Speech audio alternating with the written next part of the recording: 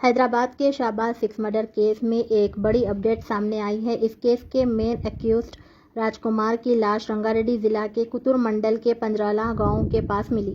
Police को लाश के पास से एक जहर की बोतल भी बरामद हुई। गांव वालों ने लाश को देखकर तुरंत 100 नंबर डायल पर पुलिस को इत्तला दी। पुलिस मौके पर पहुंचकर लाश को अपनी हिरासत में लेकर जांच शुरू कर दी है। राजकुमार की मौत का असल सबब पोस्टमार्टम रिपोर्ट और पुलिस की तफ्तीश के बाद ही साफ हो पाएगा। इस मामले में मजीद तफसीलात का इंतजार है।